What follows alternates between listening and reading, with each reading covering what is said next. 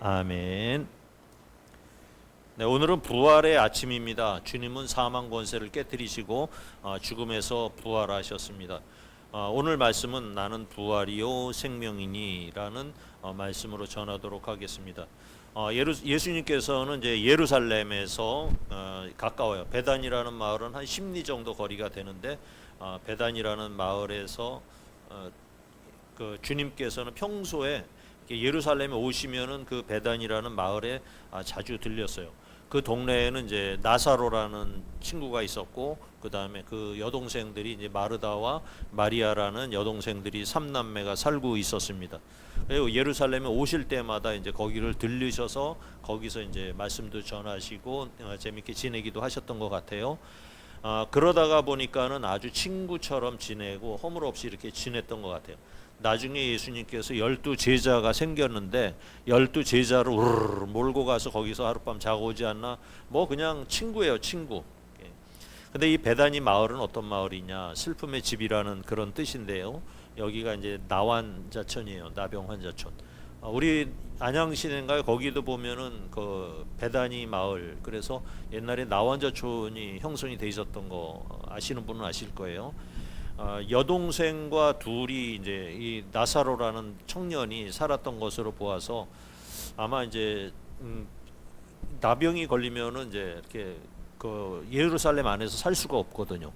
그래서 이제 바깥으로 나와서 따로 생활을 해야 되는데 부모님이 안 계셨던 건지 계시는데도 나왔는지는 모르겠는데 삼남매가 이제 여기에 모여서 생계를 유지한 것으로 보입니다.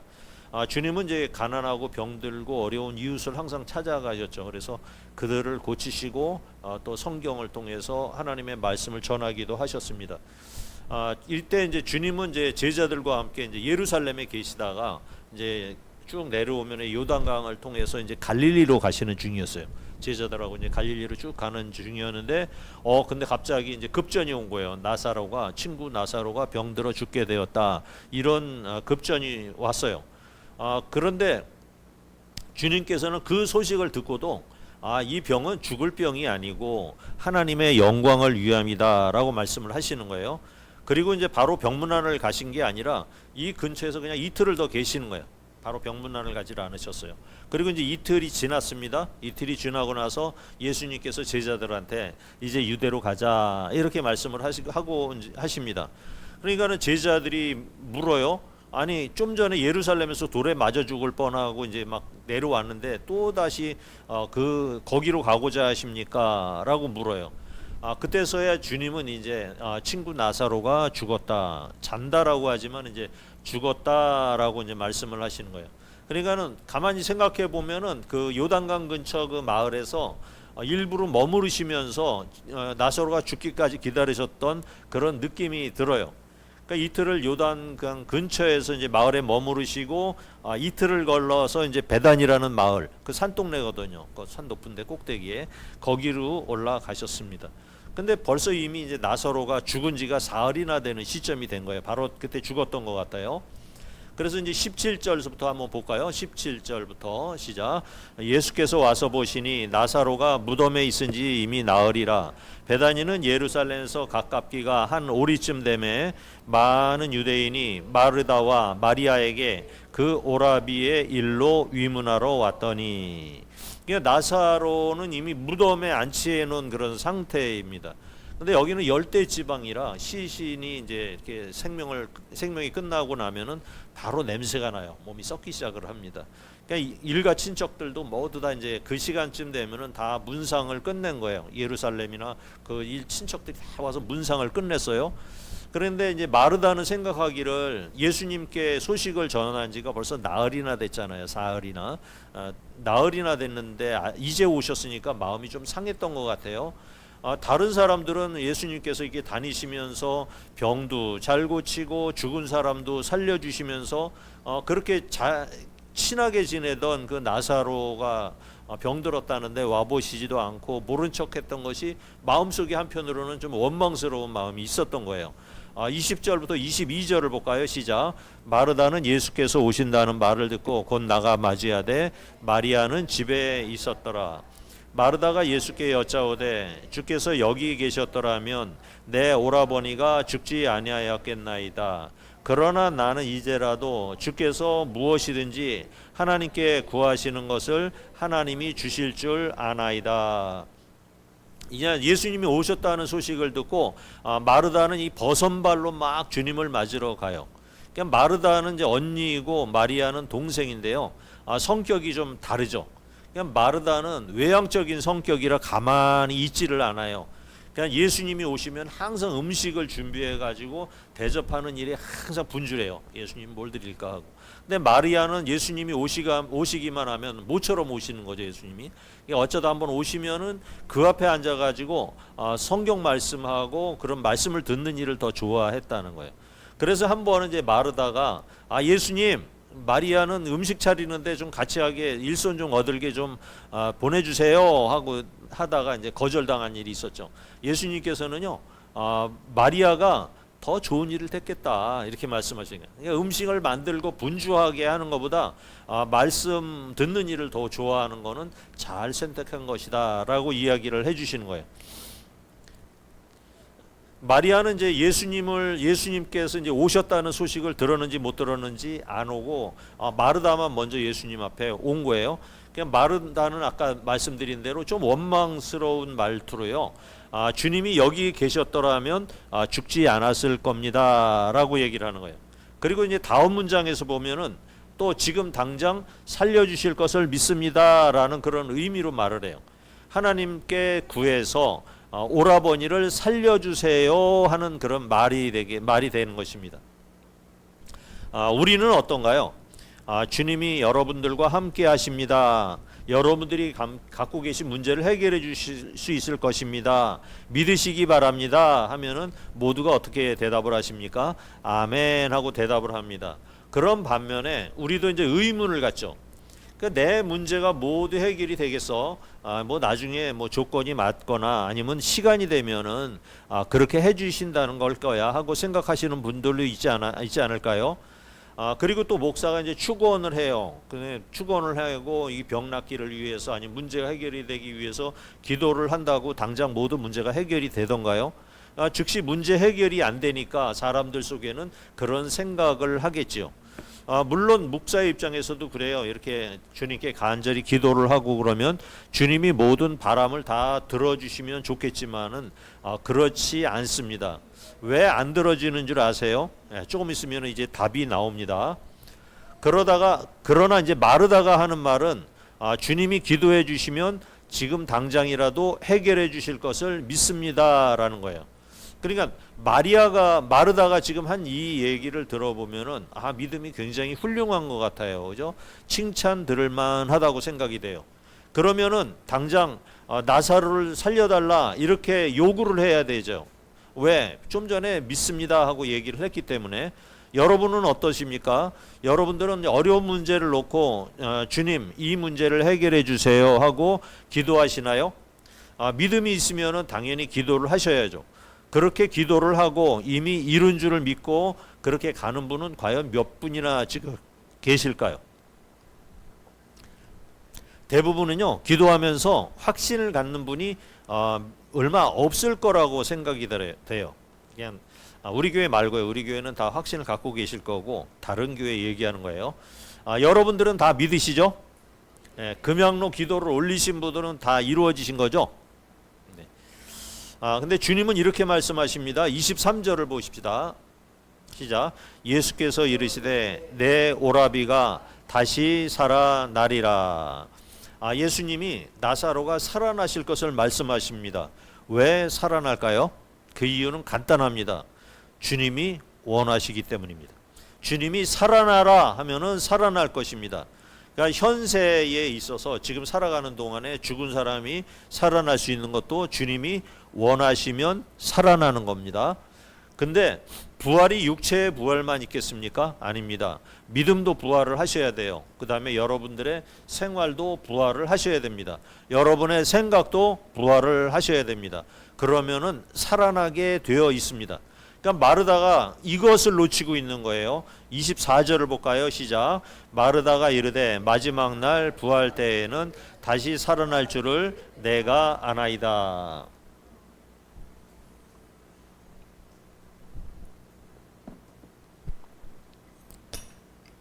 그러니까 마르다의 대답은 아멘이 아니었던 거예요.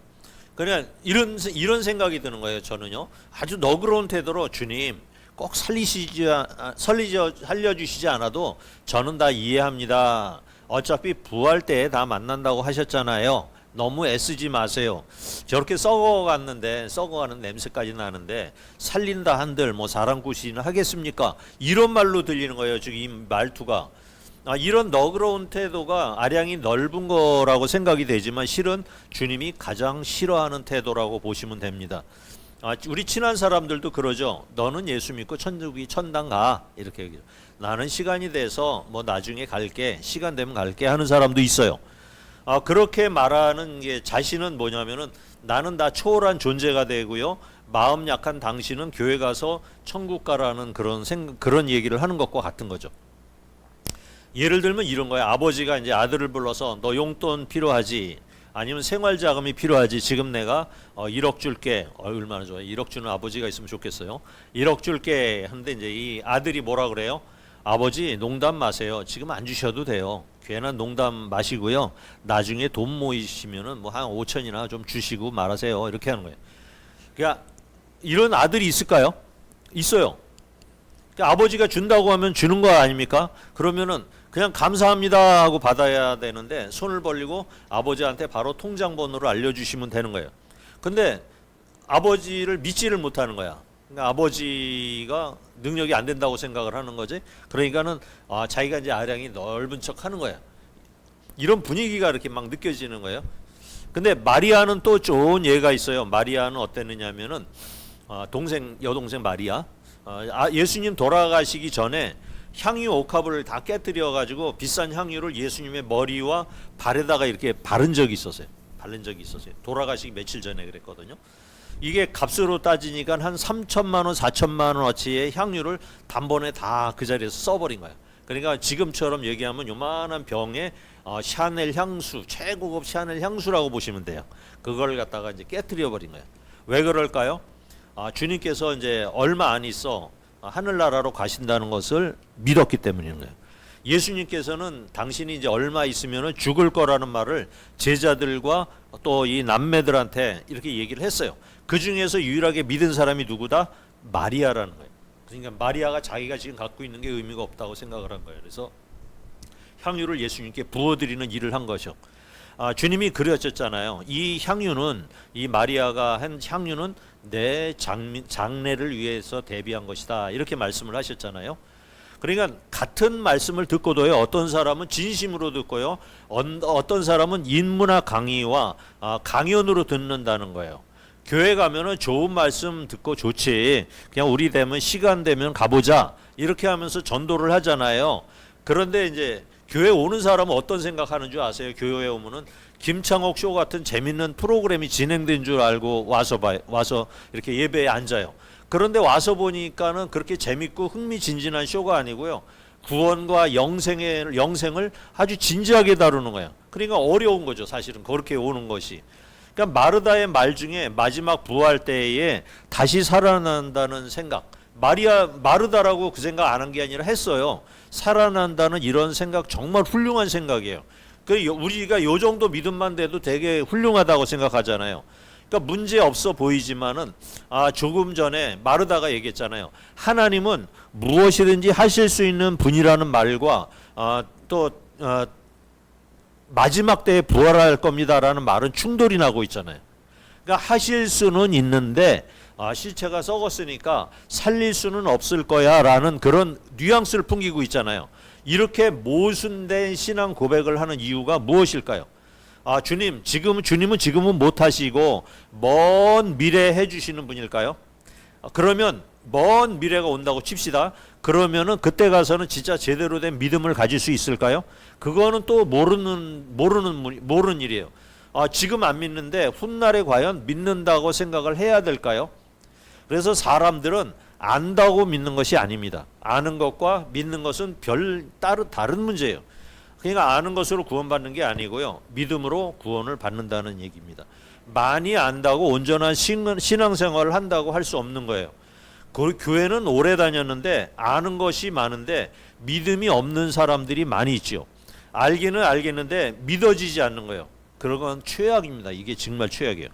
교회에서 이제 예배가 끝나고 집에 가면 예수님 생각 1도 안 하는 거예요. 그리고 주일날 되면은 그때서 이제 생각이 나는 거예요. 보통의 신자들은 다 그렇긴 하지만 우리가 주의해야 될 것은 우리가 신앙인으로 살 것인가 아니면 종교인으로 살 것인가 하는 것을 고민을 하셔야 되는 것입니다. 주님은 이런 마르다의 생각을 아시고 고쳐주시는 겁니다. 이중적인 신앙의 형태에 대해서 마르다와 자신을 비교해 보시고요. 과연 나는 온전하게 예수님을 믿고 있는지 생각해 보는 시간이 되시길 바랍니다. 25절 26절이에요. 시작. 예수께서 이르시되 나는 부활이요 생명이니 나를 믿는 자는 죽어도 살겠고 무릇 살아서 나를 믿는 자는 영원히 죽지 아니하리라. 이것을 내가 믿느냐. 주님께서는 나는 부활이고 생명이라고 말씀을 하셨습니다. 주님이 부활하게 하시고 생명을 주신다는 말이 아니에요. 주님 자체가 부활이고 생명이라는 말입니다. 우리는 살아있는 동안에 생명이 있습니다. 그리고 주님 오실 때에는 많은 죽은 사람들의 몸이 부활하고 생명을 얻게 될 것입니다. 그리고 죽지 않은 사람들은요 몸이 변화돼서 천사와 같이 변화가 될 것이에요. 이것을 우리가 잘 알고는 휴거라고 이야기를 하는 거예요. 근데 사람들은요 죽으면 끝이라고 생각을 해요. 그러니까 부활은 없다 이렇게 얘기를 한다는 얘기예요. 신앙인들조차도 죽으면 부활하지 않는다 그렇게 생각을 하는 거예요. 그러나 주님이 오시면 부활하시고 영생을 얻게 된다는 것을 우리는 지식적으로 알고 있어요. 지식적으로요. 지식적. 알고 있는 거예요. 보세요. 안 믿는 사람들은 부활합니까? 안 합니까? 그들도 부활을 해요. 이 부활과 우리의 부활은 전혀 다른 의미를 갖고 있는 거예요. 그들은요 안 믿는 사람들은 심판의 부활을 맞이하고 심판 후에 영벌에 처해지게 됩니다. 그러니까 지옥의 고통 속에서 영원히 벌을 받게 된다는 이야기입니다. 그런데 우리는 심판을 받지 않습니다. 하나님 나라에서 영원한 생명을 얻게 되는 것입니다. 그런데 주님께서 이 지적하시는 문제는요. 현세에서 지금 살아가고는 이 세상에서 왜 부활을 믿지 않느냐는 거예요. 주님이 많은 사람을 살리셨잖아요. 어린 소녀가 죽었는데 달리다 쿰 하시면서 살려내시고요. 죽은 청년을 보시고 불쌍히 여기셔서 살려내시고요. 또 예수님께서 십자가에 돌아가실 때 수많은 성도들이 부활을 했지 않습니까? 예수님이 말씀하시면 부활하는 거예요. 현세의 부활과 주님 오실 때의 부활의 차이가 있습니다. 근데 현세에서 지금 죽었다가 주님이 살려내신 이 부활은요 한시적인 부활로 몸이 다시 죽게 되는 것입니다. 마르다가 지금 오라버니 나사로의 부활을 믿지 않고 나중에 부활만 믿는 것을 주님께서 책망하신 거예요. 예수님 자신이 부활이고 생명이라는 겁니다. 예수님이 말씀하시면 죽은 지 사흘이 되어도 살아날 것입니다. 불에 타 죽어도 살아날 것입니다. 이것을 믿느냐 하는 것이에요. 세상에서 얻은 생명도 있고요. 하나님 나라에서 영원히 살게 될 생명도 있는 것입니다. 주님을 믿으면 우리 주님과 우리가 연합하게 되는 거예요. 그러니까 내가 부활이요 생명이다 하는 이야기를 하는 거예요. 연합한다고 말씀을 드렸습니다. 내 몸과 주님의 몸이 따로 있는 게 아니고 내가 주 안에 있고 주님이 내 안에 계신 것이에요. 이것이 바로 그리스도와 연합이라고 하는 것입니다. 우리가 이제 그리스도와 연합되는 이것이 바로 부활이고 생명이다, 영생이다 이렇게 말씀을 하시는 겁니다. 그러니까 주님은 부활이 먼 훗날의 일이 아니고 지금 이 자리에서 있을 일이라는 거예요. 그러니까 부활은 아주 쉬운 일이에요. 예수님을 믿으면 됩니다. 주님과 하나가 되면 됩니다. 사람들은 왜 부활의 기적을 체험하지 못할까요? 알기만 하고 믿지 않기 때문이라는 얘기예요. 주님은 이것에 온 이유가 무엇이냐? 나사로를 살리기 위해서 오신 거예요. 문상하기 위해서 오신 게 아니에요. 살리기 위해 오신 것이라는 말입니다. 오늘도 예배 중에 여러분에게 예수님이 오신 이유는 여러분들을 살리기 위해서이지 여러분들을 문상이나 축하하기 위해서 오신 것이 아니라는 말씀이에요. 어느 분이 말하는데 사람은 죽으면 그뿐이다 라고 말을 한답니다. 아닙니다. 모든 사람은 죽지만 반드시 다 부활하게 되어 있습니다. 부활하지만은 심판과 영생의 갈림길이 기다리고 있는 거예요. 그러니까 부활이라는 현세적인 부활이 필요한 거예요. 여러분들한테는. 여러분의 믿음이 죽은 믿음에서 산 믿음으로 거듭나면 이게 바로 부활이 되는 것입니다. 이걸 믿음의 부활이라고 하고요. 여러분들 생활이 어렵고 곤란하고 너무나 힘든 생활에 처해져 있습니까? 이것이 활짝 피어나고 이 생활이 풍요롭게 되는 것, 이것은 생활의 부활로 여러분들이 벽히게 되는 이야기입니다. 여러분들이 어렵고 힘들고 그래서 우울해 있고 생각이 굉장히 복잡하고 세상 살아가기가 힘이 듭니까? 그런데 예수 믿으면서 이 생각이 바뀌어서 기쁘고 행복하고 풍성한 삶으로 이 생각이 바뀌는 것, 이렇게 바뀌는 것이 생각의 부활이라는 거예요. 이게 여러분들한테 필요하다는 얘기입니다.